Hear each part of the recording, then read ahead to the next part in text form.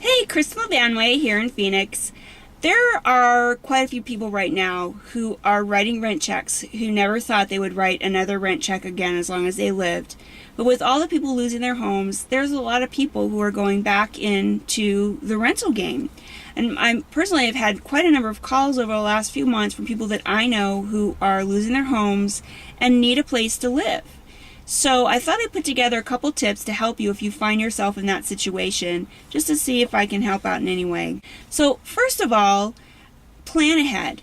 If you are at risk of losing your home, and I know that in that situation you want to remain optimistic, you don't want to think about the worst case scenario, but let's face it, if you have your home listed as a short sale, if there's a notice of trustee sale on your home, if you're behind on your payments, if there's any chance that you're going to lose your home, start planning ahead and have that plan be well planned out and set up. Start looking at what neighborhood you can move to. If you could stay in this same neighborhood, that would be great. What are rents going for in that area? What kind of vacancies do you have? If you can't, what about schools? Will the schools take a boundary exception so your kids can continue to go to the same schools? What is your strategy for moving to a new place in the event that you lose your home? Plan ahead. Don't be afraid to do that. It won't take away from the efforts that you're making to save your home, but in fact it gives you a little bit of a safety net if the worst case scenario does end up being what happens. Okay, second, stash your cash. Whatever money you can lay your hands on, save it up. You're going to need it for the move. When you lose your home, your credit's affected. You're now going into a new agreement in a lease scenario, and landlords these days understand. They understand what's going on. If people are losing their homes, that doesn't mean that they're irresponsible. But you're going to have to be able to prove to them that you can make those payments. And the best way to do that is to have cash in the bank. You're going to have to come up with the deposit. You may have to pay to have the utilities transferred and turn on, and the utility companies may ask for a deposit. So there's all kinds of costs associated with the move. Make sure you have that money set aside if you can, especially if you're not making your mortgage payments. Be really frugal and just set that money aside to give yourself as many options as possible. Okay, third up, be aware that there are a lot of scammers out there. There's always people looking to take advantage of those who are in a bad spot, and it's no exception right now. There's scam ads. There's people who are renting properties they have no right to rent.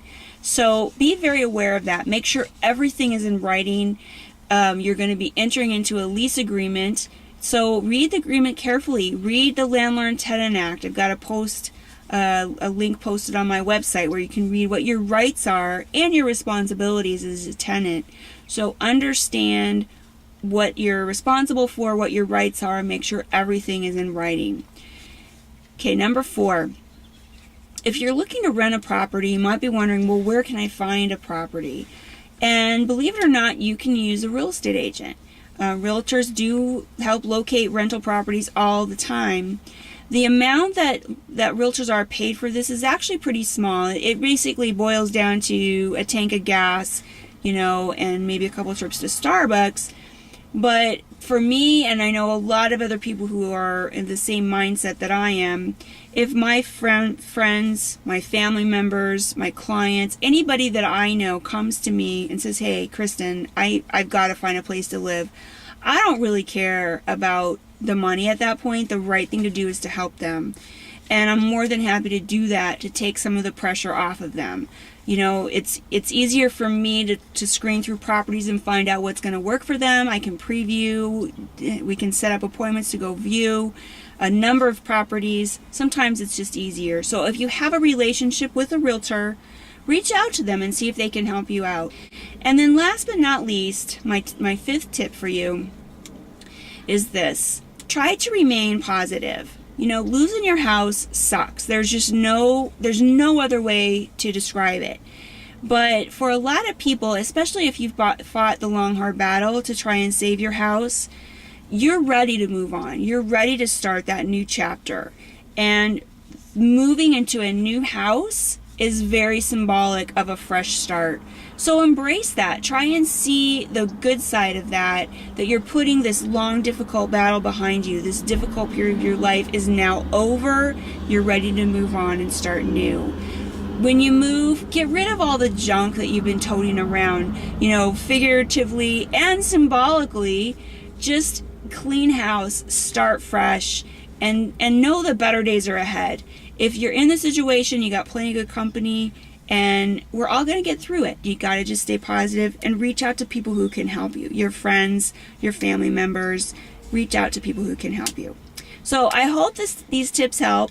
If there's anything that I can do for you, if you have any questions at all or like more information on anything that I've been talking about here, just shoot me an email at Kristen@hereinphoenix.com. I'd love to help in any way that I can, and I'd love to hear from you.